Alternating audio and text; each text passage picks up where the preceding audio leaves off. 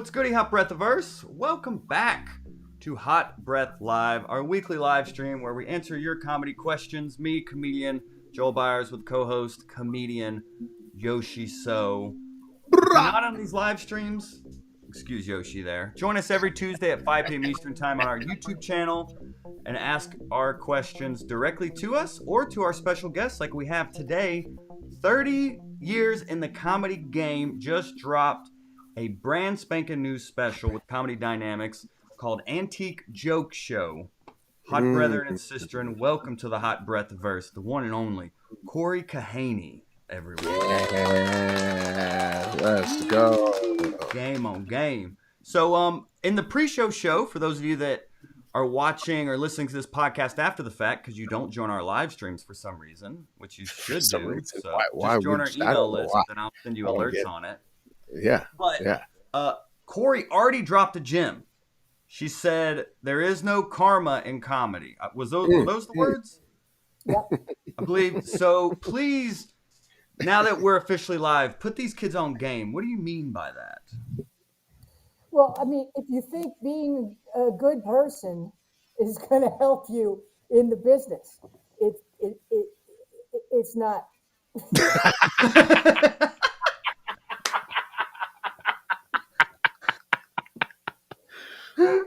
Have you learned that the hard way? Is that what you're saying? I mean, you can remember you said when we first met, like I'm all about helping, up and comers.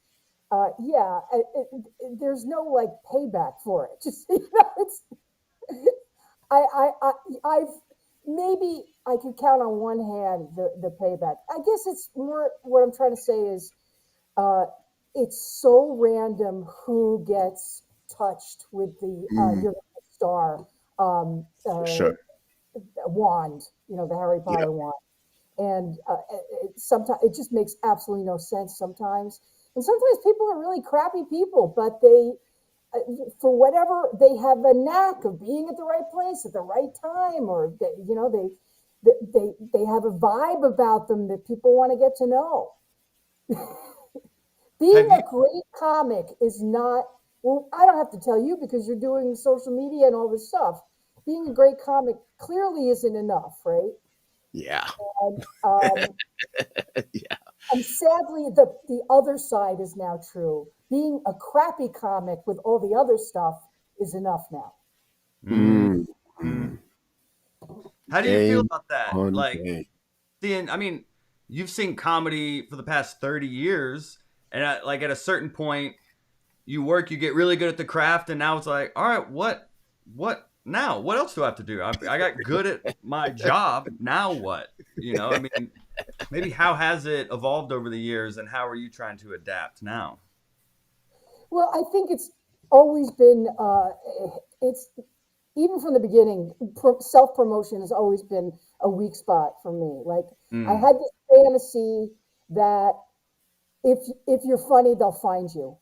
And that is no longer really the case. And I remember I once ran into David Tell on the street, the comedian, and as most comics, huge fan I am of his, and I gave him a hug, and immediately, without any prompting, he just started like ranting about how he just wasn't really good at going on Facebook, and I was like, man, I hear you, and I could just tell it was really hard. Yeah. Which is crazy from that guy. Yeah.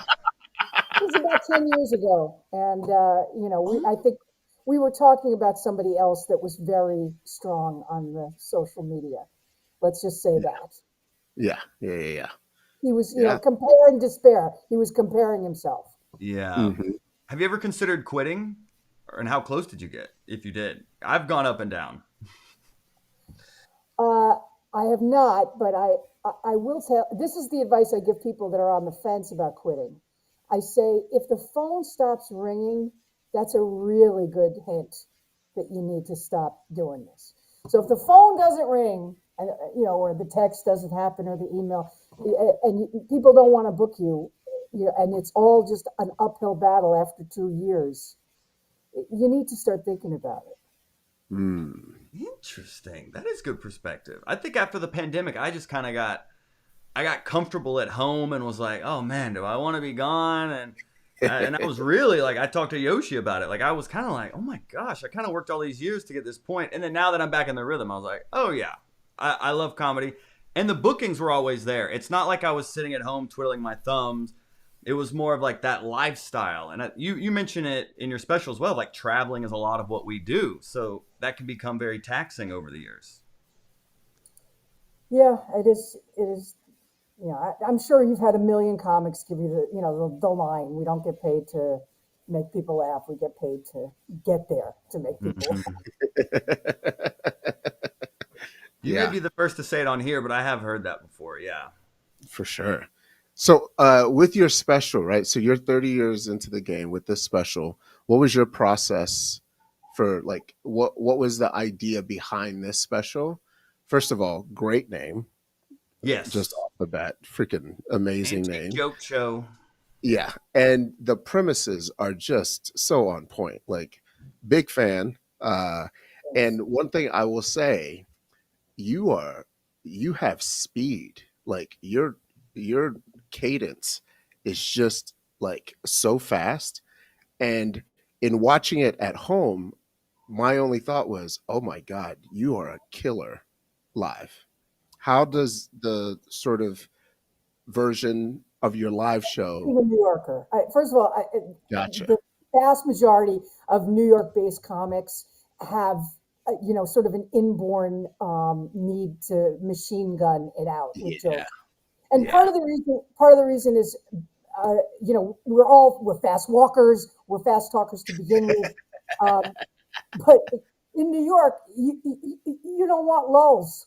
Lulls mean people are going to start talking, and I don't mean hecklers. I mean there's going to be chit chat, and I don't have time for it. So, you have to pace it. One of the things Chris Rock says is silence is actually the greatest compliment that an audience can give you because it means they're really listening. All right, and that I totally agree with.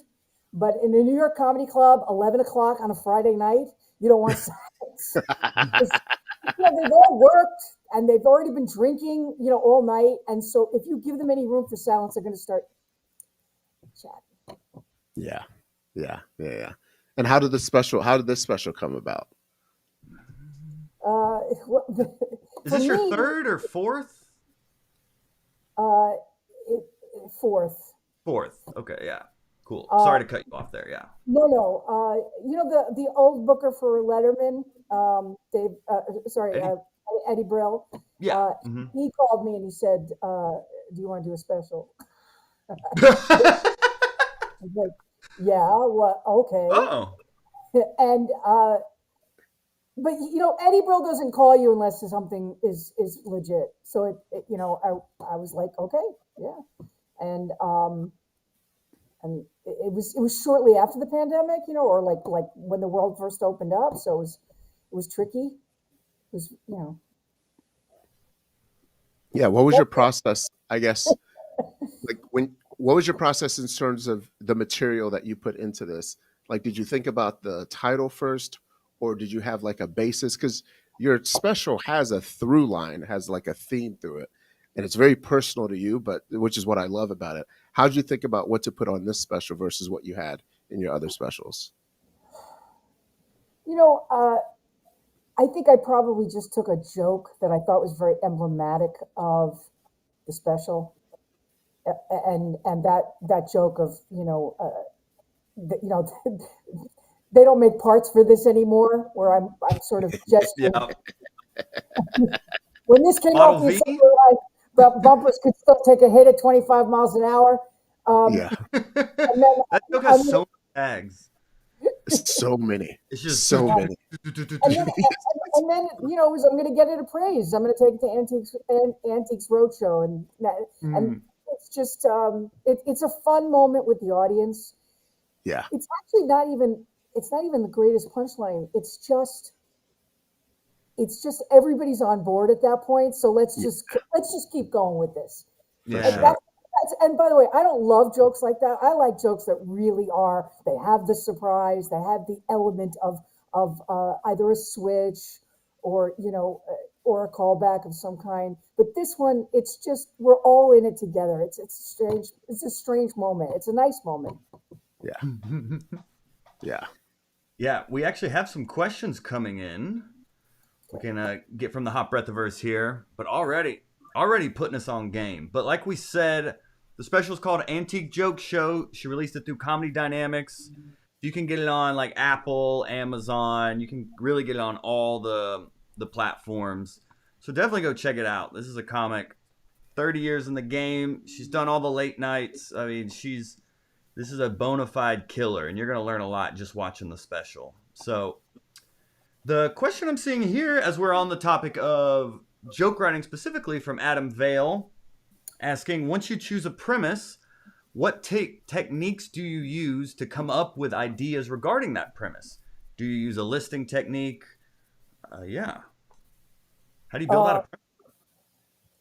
Most of the time, it's not the premise that is the core of my joke writing. It's generally a line, a funny line, and I then build a joke around it.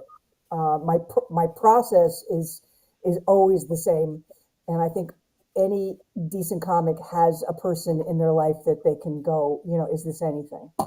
And they, they pick up the phone and they say, is anybody doing anything like this? And then you kind of deliver the line or a very loose interpretation of what you're thinking, and they say, yeah, keep working on that. That's something you should do. And then the next step is, I try it on my husband, and I try it on my son, I try it on my daughter, and I try it on, my doorman. There's a lot of vetting before I even try it on stage. Huh. Oh, wow. That's an interesting process, because I don't know if there's a lot of people that do that in terms of just vetting everybody in their ecosystem before they do it on stage. We've seen some open mics. People do it the first time at the open mic. You should have said this. They're lying. They're lying. They did it. I don't believe that. I think most of them have tried it on somebody. I think most people have tried it, even maybe with an Uber driver. Yeah. You don't know. You've just tried it a little bit. Or someone said, that's funny, and that's why they went back and they wrote it down. Once you have like the funny line, how do you then start to build it out into, like we were referencing earlier, like a bit that's like tag, tag, tag, tag? How do you really start to flesh it out? Are there specific techniques or? I don't have any problem with leaning on friends. Is there something more here? Like, I'll give an example. This is something I'm working on. I'm doing a new joke night tonight in New York. And my husband and I were walking down the street, and there was an ad for an escape room. And we're married. We're together like 27 years. And I said, we should do that escape room. And he turned and he looked at me and goes, we would never get out of the escape room because we'd be arguing so much. Ask someone, push the button. I don't know. It doesn't matter. And we would be fighting so much. It was just a very funny idea.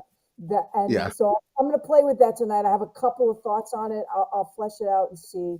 And what's great about doing a new joke night, or for other people, I guess it's called an open mic, is you walk over to a comic and you say, was that funny? And they may give you something. I'm very good at, I always write down things for comics when they're working on material. Try it. Have you thought of this? That kind of thing. As far the person who asked about the list joke, let's talk about that for a second. So a list joke is a very, very specific formula, right? It's a joke that doesn't actually have a punchline, and you're just saying a lot of random punchlines until the audience just has to give it up. And if you're so consistent and you give this kind of signal to the crowd that you're not going to stop and you're not invested in their response, that's when they give it to you. But if you're doing 2 or 3 and you're like, wait a minute, nobody's laughing yet. Oh, this is not quite going where I want it to go. Not going to work. But the greatest list joke of all is Dom Herrera is the greatest, list joke formula comedian. You know what I'm talking about? I need to watch. I'm familiar with Dom, but I don't think I've ever actually watched his comedy now that you say that. Well, he was an unbelievable master. Mm-hmm. And yeah, and very much uses the list formula, you know. Oh, and a lot. Oh, I thought he had a specific joke about lists. He No, uses no, them. no. He does it a lot. That's his style. We'll definitely He's have to dive. not in great health right now, so you may want to really try to go back and see things, you know, from the aughts, if you will. Okay, great. Yeah, for people that aren't aware, that's Dom Irrera, Domirrera. Yeah, he's definitely worth someone checking out. Another just That's RG right there. Yeah, for and then I mean, if we're going to look at formulas, you know, with similes and metaphors, you know, I think the king is probably oh my God, talk amongst yourselves. sure. You're good. Colin Mark Quinn. Norman. Colin Quinn is the greatest for the Mm, analogies, similes, and whatever. Um, Metaphors. Yeah, metaphors. Yeah. Colin is phenomenal. I Yes. mean, that's his brand. I happen to, you know, like it as well, but you know, he's great at that. How would you describe your style? Like, what would be kind of the style that, you know, you've done this for 30 something years. Like, what's the thing that for you is like, oh, this is Cory's style, and this is where you've gotten to, and that's like you're a master of. Um, well, my jokes all have to have a punchline. I'm not interested so much in the in selling a joke by attitude. I, Mm, I try to tell people, you know, if you want, like, for example, a joke that is going to be in the middle of your TV set, right? Because in the middle of every TV set, you got to have an applause break. You just do. So, you know, you almost put the funniest joke in the middle and the second funniest at the close. That, I mean, mm, almost. But that yeah, middle joke, I think you should be able to lay down on the stage, look up at the ceiling, and say it into a mic, and it would work whether you're selling it or not. gotcha. mm. Does that make sense? Like, And yeah, and yeah, yeah. Basically, just raw joke, just a raw joke, no attitude attached to it. right. You should I be able mean, to say that's the way it. It should work. I like comedy, and that's the way I you know, I aspire to. I won't lie to you. There's certain jokes that I do sell. You know, but you know, look, let's see.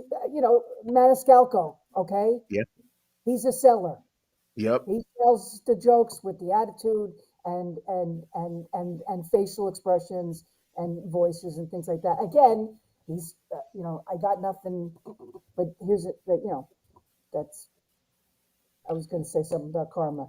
Anyway, just showing you, karma has nothing to do with it. Oh, does he have good karma? Are you do you know something? What do you know, Cory? What do you know? What do you And know? then this witch from New York City is saying, "What kind of who is she? Who? How did I? What did I?"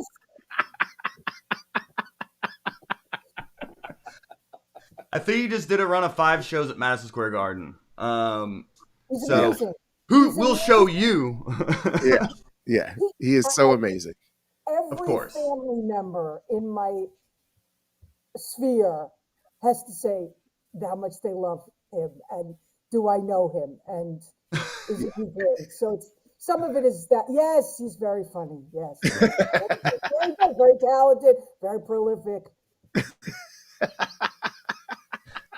And then you're like, have you seen my special antique joke show? Now available.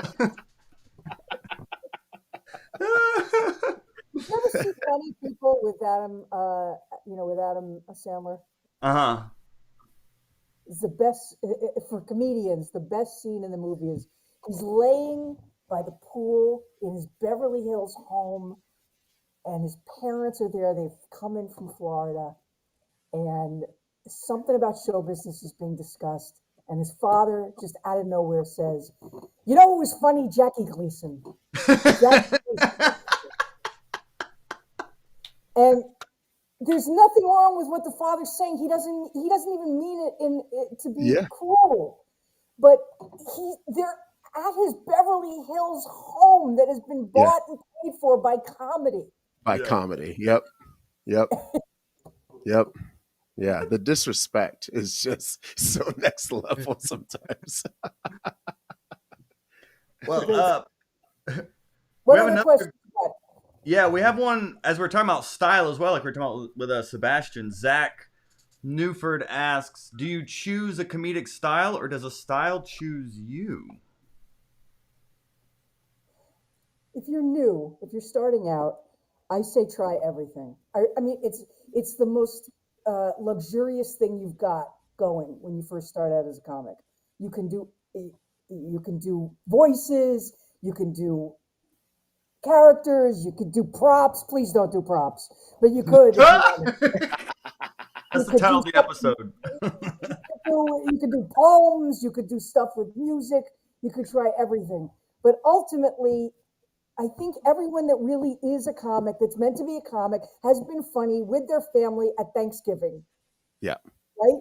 And Yeah. everyone has said, "Oh my God, you're so funny. You should be a comedian." That's who you should be on stage. Mm, I How like do you that. know you're on the right track? Like, how did you start to tap into your comedic voice? Was it like a certain joke about a topic that you're like, ooh, let me do more personal, or let me say them a certain way? Like, when did you start to tap into yours? What was that aha moment? Uh, I think I was always doing comedy. I just wasn't always doing it on stage. Mm. It was, I mean, I worked in food service before I was a comic, and I worked in catering, and I had a moniker as the funniest person in food service. But what you need to remember is nobody is looking for the funniest person in food Food service. service. Yeah. It was not an asset in any way. And probably my being funny allowed me to sell more weddings and bar mitzvahs and sweet 16 parties because I could be funny with customers, and maybe being funny allowed me to get the waiters to work a little bit harder because they knew that it was a fun workplace in that regard. But so I was always doing it. I was always doing comedy. How it all started for me was I was kind of dating a comedian. I wasn't kind of. I was dating a comedian, and when you date a comedian, yeah, you're his audience. You bring your friends and Uh-huh. coworkers. They do bringers. Yeah. And I was the audience of a lot of these bringer shows, and little by little, it was eating away at me. That why am I not doing this? It's I am just as funny as that person, or I'm Yeah. just as that girl. You know what I mean? And Mm-hmm. when I broke up with him, that's when I started. You said when you broke up with him, Fight that's when you comedy. started. Yeah. Yeah, that's something I tell because I'll get asked a lot. How do you get on stage for the first time? And honestly, like going and watching an open mic will show you how low the bar is. Yes. And like you'll be like, oh well, I can bomb at a coffee shop for 3 minutes Yes. with a homeless guy in the window behind you. You know, it's like shout out to Urban Grind in Atlanta. But Yeah, no, I think that's the best advice because again, I love people taking like a class if they want to, because it will sort of hold your hand and give you accountability that you're going to actually at the end of the 6 weeks go do a show, blah blah blah blah blah. But are you really, that first show is is going to be amazing because it was filled with an audience that wanted to be there, that was there to support people and whatnot. I don't know that Yeah. you're going to learn as much as you would learn if you just went to that open mic with the homeless guy in the window. yeah, Yeah, that's the character building one. yeah. That's how you build character right there. Yeah, the classes are if you work the class will work. But some people take a class instead of doing the work, and they think the class will solve that problem. But the class can help the learning curve, but you have to go and stand on stage and say your jokes at open mics a lot. If this is what you want to do, if you want to test it out, you can just go and see how it feels if you really aren't sure if you want to pursue comedy or not. But the Right. reality is And repetition. some people take a class in stand up, the same way they would take a class in ceramics. It's Yeah, like, that's I want true. to do something on Thursday Yeah, nights. You know what I yeah, mean? yeah. But the problem that I see over and over again, I'm sure it's not a surprise to you, is people who take a class and they do that graduation show, and they want that experience to be the next time that they perform, and it never is, because it gets harder and harder to get people to come, Yeah. and and then when you go to do an open mic, you're crestfallen. Like, they're not laughing at these jokes that the host told them to laugh at the last show I did. They're I like, try to tell people it's kind of like you're learning to have an orgasm with a vibrator. I would rather you go and, work for it. Hump the stage. Oh, that's the most epic visual that I've heard about about comedy. That's hilarious. That should be the tagline for a class. Your comedy vibrator. That should be. You're gonna be onto something here, Cory. We could go in on this. Coming soon, the comedy vibrator workshop. Did you say coming soon? Don't do that. I'm a clean comic. That's bad for the brand. I can't. Yes, and that's an interesting thing. A lot of times, someone will call me to close one of those bringer shows because they need a pro to close the show, and I need the $50 or whatever it is. And also, why wouldn't I go to a room that's filled, and it's hot? So yes. I would go to those, and so often I'm sitting there and I'm watching, I'm watching a male comic, and he's incredibly vulgar, like to the, everything that he's ever seen. He's like taking Jeselnik and Jim Norton and and Daniel Tosh and Louis C.K. and he's mushed it into a show, right? Yeah. And then this girl who's really pretty and young, and she's quiet, and she wants to talk about, her journey from the church to New York City or something like that. And that is really hard to watch. And I really, I'll go after the MC on that show and say, when that guy came and came all over that stage, you didn't clean up. What are you talking about? They told me to hurry. I don't care. This guy shocked half the room. It's all parents, aunts, uncles in the room. Yeah. And there's nothing wrong. By the way, that guy is probably going to be, eventually be a great comic. But right then, it was jarring for the crowd. I said, you've got to clean it up before this girl comes out.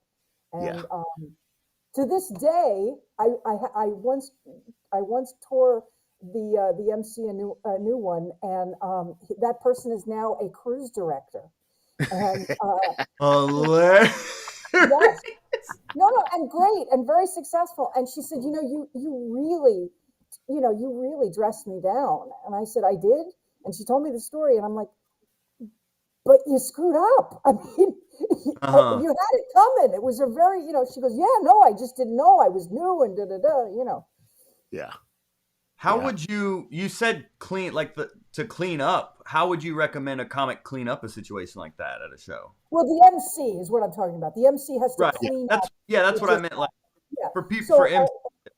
You have to acknowledge that was, what it was, something, or, I can't believe that guy's single. What, some crappy, dumb thing like that. Or, that my ex-husband, ladies and gentlemen, and not acknowledge that was that.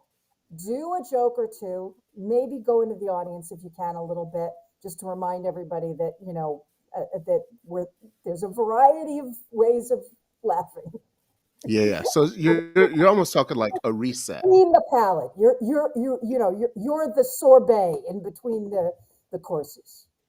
Nice. It almost helps to address the elephant in the room. I mean, like even this past weekend, Yoshi and I did a show, and the feature, she was a little dirty for the room, and I could feel that. So like the first thing I said when I went up there was I just addressed how like, oh, I thought this was a clean show.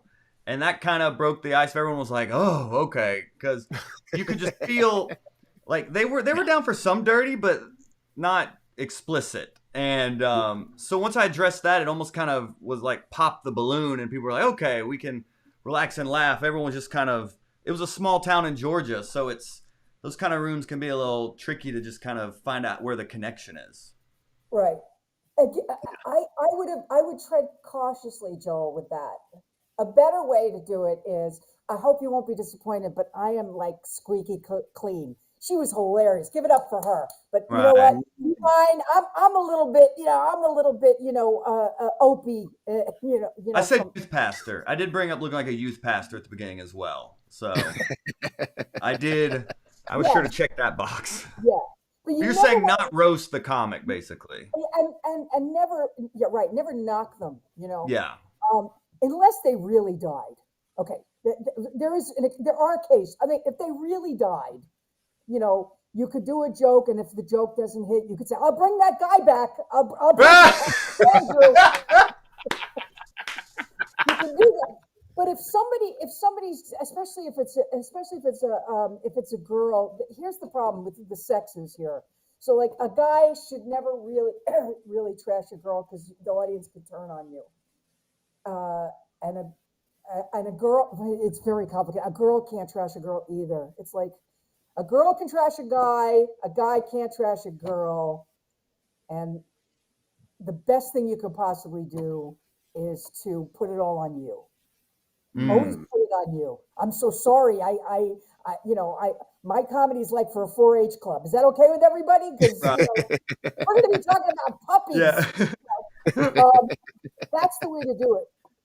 Is the smart way. But if somebody really dies, you can't help but not use it. You don't like that Yeah. joke? I'm bringing Matthew back out here. Right. I like that's a more civil approach. I've known her for like 10 years, so it was all in like good fun, but I could see that getting misconstrued, especially if a set doesn't go like we all have these sets as comedians. So afterwards the last thing you want to hear is a reminder. So I Yeah. could definitely see a more civil approach to that. Yeah. Yeah. I think you handled it well. I think it was, Yeah. I was hosting the show and I was just like, all right, good luck, Joel. You're the Oh, he professional. did All right, come talk into the stage. about cleaning it up. She wasn't even off the stage yet, and he's like, "Your next comedian, Joel Byers." Really? Yoshi, that's how you did it? That's how I did it. But here's the thing. I Oh, I didn't mean to blow up your spot there, enjoyed Yoshi. It was I love. actually enjoy the darkness of it because I like sort of the contrast, and I know Joel is going to be the clean version, right, of whatever was happening. And so I was like, hey, I actually told him beforehand. I was like, Joel, I'm not saying anything in between. Like I'm going to literally just bring you up on the laugh that they already gave her for coming on stage, and it's just going to happen because I want you to sort of do your thing. Yeah, I told him for sure. Yeah, this wasn't like a showcase, and Joel did like 45. This is a true professional. It wasn't like someone I'm just throwing up there and be like, all right, you make it happen. No, and he did great. So yeah, there's not a lot of people who I would say if I needed to do that, I would have done it, but I didn't Okay. need to with Joel, and Listen, I that's the wasn't there, difference. and there's nuances and there's Yeah. context I'm missing. So that's all. I'll Oh take. no, I appreciate that point of view though, for sure, Corey. Yeah, I appreciate that. Oh yeah, it's such a great point. Yeah. Mhm.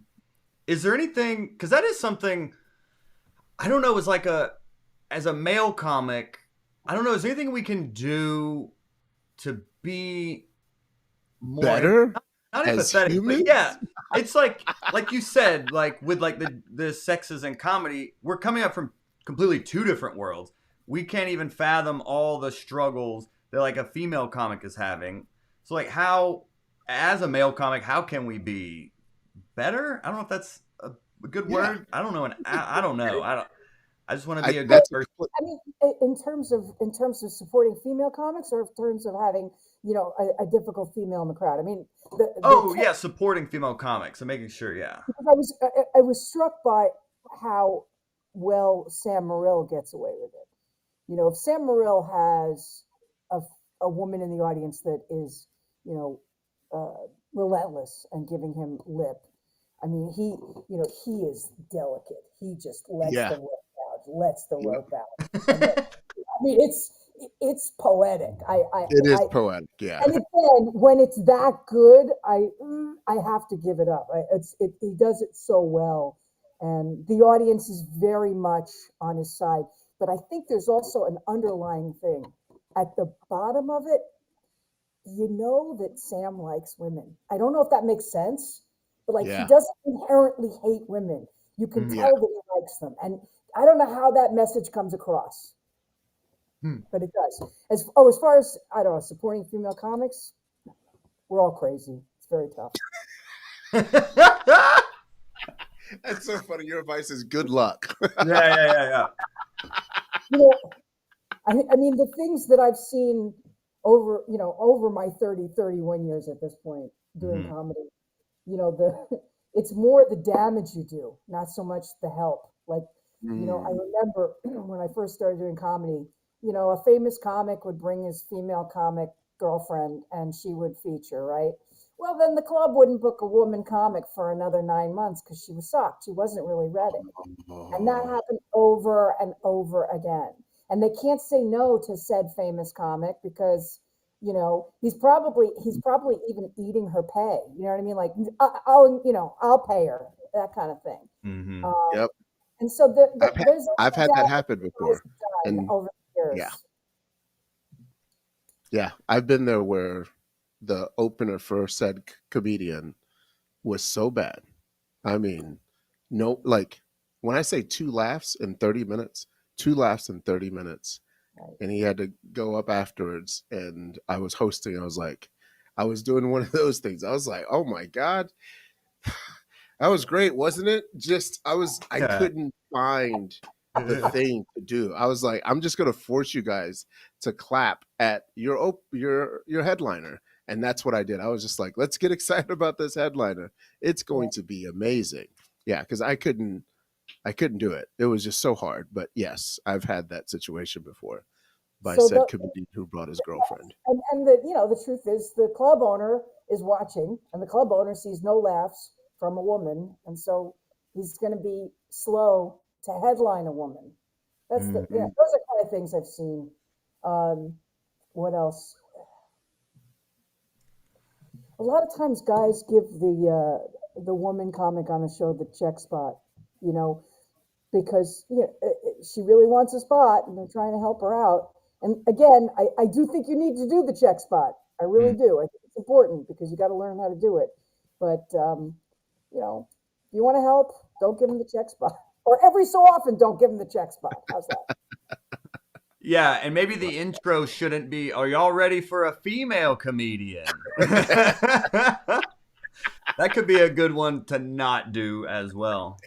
100%. Yeah. And not only that, but, your disdain for female comics can come through just in the intro you do. Yeah, that's true. This person's been on all the shows, the Tonight Show, and it's all bullshit. And then, they've discredited them, especially when sometimes the woman does have a credit, like a decent one. Yeah. Oh yeah. I think with 600,000 followers on TikTok is a great intro. Mm-hmm. Yeah. Yeah, I would get those. I do like a lot of hood rooms in Atlanta coming up. I would be the white boy on a lot of shows, and I would always get the intro like, oh, this next comic, we came up in the streets slanging dope. Like, this rap song, it's about him. They would always, and I would just walk up there. But I would end up, what I would end up doing is like, the more comfortable I got, I would just start roasting the host until they stopped giving me that intro, because like it would get a pop, but not my pop. It's more like, oh, the white boy. Like it wasn't a laugh I was seeking. So I started to kind of fight back, and then they were like, oh, never mind, type deal. So but I would get those a lot.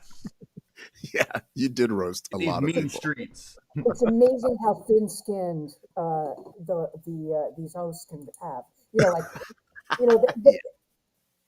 Mm-hmm. Yep. Why you gotta be like that? Yeah. Too far, white boy. Too far.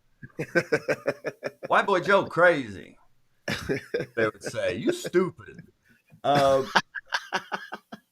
we have it. What's funny is Yoshi and I are like opposite comedians. Like I'm more like the black comedian. Yoshi's more like the white comedian, and we'll give each other point of view based on that. Yeah. Sorry, I don't know if that's. I forget I'm too white. If I just say black, people get uncomfortable. Are you guys both in Atlanta? Yeah. Yes. Mm-hmm. All right. So it's Yeah. a pretty vibrant comedy scene there, isn't it? Very vibrant. Oh, it's awesome. Yeah. It's awesome. Yeah. You can do It's shows solid. every night in front of different audiences, different races, different backgrounds, different economic status. Just driving not that far, you can get a lot of different cross sections for comedy. It's great. Yeah. I like to perform in front of people with 401ks. That's like my audience. It's like, oh, you got a job? Yeah, how did you start making money in this game, Cory? Because I'm ready. And I'm making money. Like, I don't want to say I'm not getting booked and all that, but like, let's get a tax bracket going here. My wife is ready for that. So maybe, like, corporate work, or how'd you start to be like, all right, let's start. I was going to say when Yoshi said, my target audience has 401k. My target audience is spending their 401k.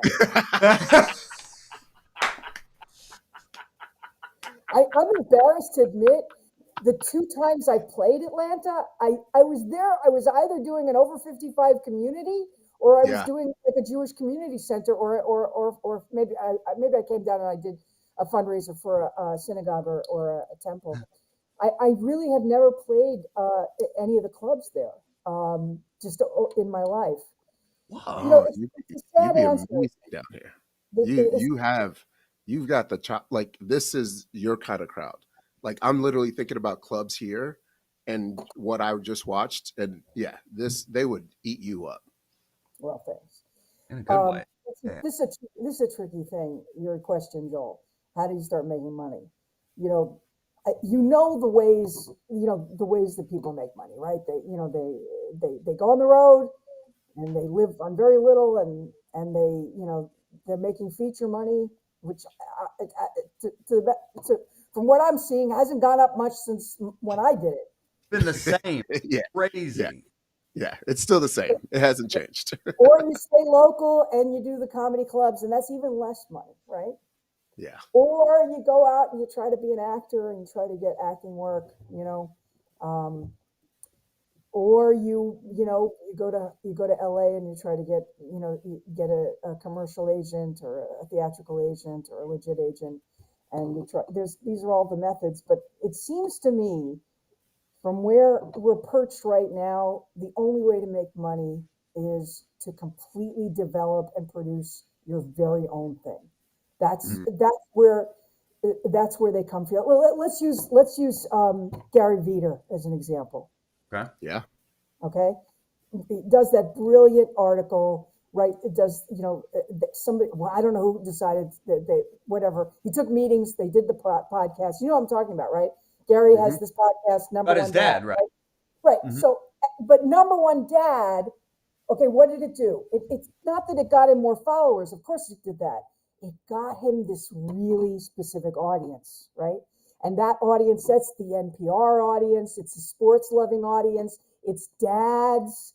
It's people that are in therapy. It's a really nice cross section of people. So he's really building this audience, which is there. And that's why developing your own thing allows you to build your audience. I'll use Dave Attell as another example. I remember one time I was doing a show with Dave Attell, and he was doing Insomniac at the time, or Insomniac just wrapped, and everyone in the audience was from Insomniac, and they were drunks, and they were loud, and they were very annoying, and it was painful for him. Dave is a really smart comic. He wants to go out and challenge the audience, and he didn't, he didn't appreciate people just screaming out, "Dave, we love you!"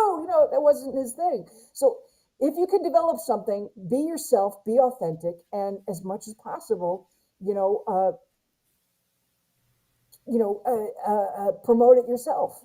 And that's where the money comes from. Okay, there are other ways. You can do corporate. I mean, you are clean cut. You should be able to do corporate work. Have you done corporates? I have, yeah, and it's all been more word of mouth. I didn't know if like an agent would help scale that up, but I do corporate work though, yeah. Every time you do a corporate work, ask them if they wouldn't mind giving you a testimonial. Okay. I mean, you got to grab the name of the company and the thing, and as much as possible, so that when you do approach a corporate agent, you can say yes, and I've done, I've done American Express, and I've done Coca-Cola, and I've done Sailor's Strawberry Farm, and that kind of thing. So. Who books that? Let me get in on that strawberry money. Listen, the problem with the corporate agents is that they have everybody on their roster. So like you'll open up a roster and everybody's listed. Like you could get Seinfeld, you could get Daniel Tosh, and you could get Joel Byers. Right. Yeah. All on the same website. Yeah. And they're looking at it in terms of price, right? So this one's going to be in the $200,000 range. This one's going to be in the $2,000 range, or the $20,000 range. So it does take a while, but you can push that forward if you figure out a way to do some public speaking along with it, right? Basically, the stuff you're doing right now, which is comics helping comics, you could easily do a TED Talk on that. Or it doesn't have, obviously not a TEDx. They call it TEDx. There's things that you can do to start doing a talk on it, and how you developed this and how you created this, and that puts you into sort of the hybrid speaking and stand-up corporate comic. And then if you really are, sorry, I didn't realize how loud that would be. I was just applauding. And if you really are the pastor, I mean, there's a huge market for Christian comics. I know. I should lean into it more. I've done a few churches. It's looking like a youth pastor. It can't hurt. Yeah, that's good. I like, because our whole mission is helping cultivate self-made comics. So you even saying create your own thing. And who knows if that'll pay off in a year, or in 8 years someone finds it, or now's the timing. Like, creating what you wish existed is now more accessible than ever. So that seems like a great step one for people as well. Yeah. For the opportunity, create it. And like in your 30 years of doing comedy, what would you say is like the top two or three things that you would tell comedians to focus on? Ooh, closing advice here. Ooh.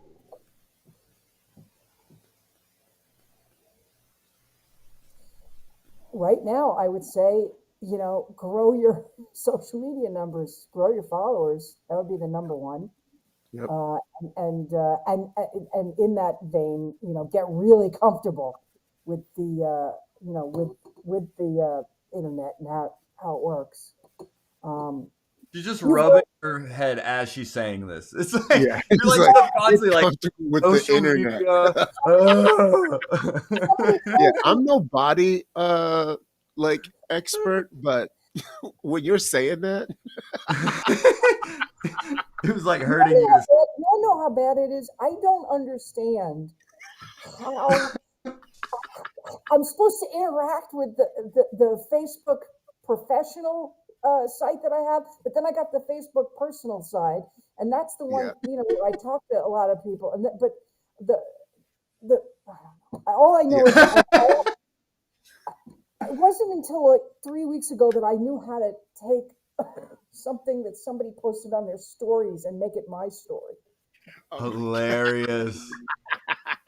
What's funny is we had we interviewed Ian Bagg not long ago, who has just exploded on social media, but he was literally at a point of like, think about getting out of comedy, and then he worked with this social media team that just started blasting his stuff everywhere, and then he blew up, and now he's doing theaters in a lot of places. Yeah. But the social media really is, I mean, game changer. Yeah, that's really the leverage now. But as far as the actual craft, everyone tells you it's the same thing. It's get as much stage time as humanly possible. I actually think there's a little bit of a formula, which I'll share with you. I think when you start doing 7 sets a week, you see a lot of progress. You see a ton of progress when you can ratchet it up to 11 sets a week. That's when you really start to change.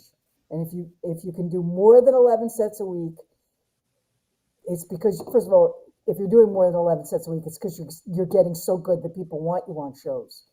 And that's when you start to really grow as a comic. It's it's very much like flying. You got to have so many hours, behind the cockpit to get your license as a pilot. And I really think you need that many hours as a comedian to be a pro. But take it very seriously.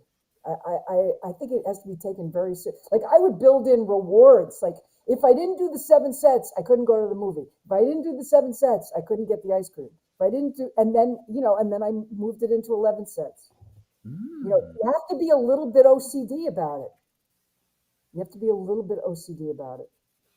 And how long, I guess, what was your path in terms of how long were you doing 11 sets? Like, what was sort of your life choices to make sure that you were able to do all that?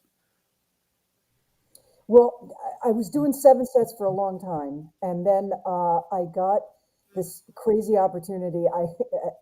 I was the opening act for a show on Broadway called Puppetry of the Penis. I know, jealous.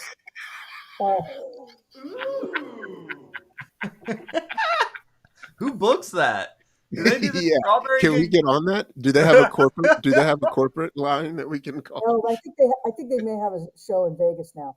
The show ran for a long time, but it was these two guys that did.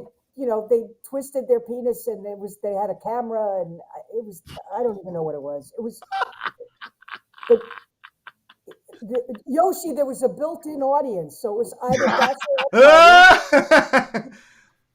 Got a point. or it was gay men. So that was the Yeah. audience. So guess who they wanted to open? Yeah. Female comic, right? And they couldn't do more than 40 minutes of the show. It was, first of all, it got boring. And this is a sailboat, and now this is this is this is the camel. This is the. I want to know how to make money in comedy. I think I found it. I think So prop comedy. I was doing 8 shows a week Uh-huh. with that, and then I would go, because I was done. I had to open the show, so I was done at 8:30, right? Yeah. And then I was already in the city. I was dressed up, ready to go. And that's when I started doing like 16, 17, 18 shows a week. And I would see, that propelled me. I will say this. When I started doing comedy professionally, I had been doing it in my head for so long that by the time I hit the ground running. Like, I was very lucky. I got a TV set at about just under 2 years. I got my second TV set at like 2.5 years. And, and again, I was a female comic. I was funny. There weren't as many of me as there were guys. I will, I admit that. But I was lucky. Yeah. This is great stuff. Let's land this plane here. And real quick, this could be yes or no, but Megan Carroll's a fan. She said she loves your work. So her question was if you run your jokes by your family members first. I do. Yeah, Yes. to make sure that they're okay with you saying these things. And then when the joke is almost there, I run it by my sister, who's a lesbian, and she finds nothing funny. Solid. And if she gives me a then I know it's going to kill.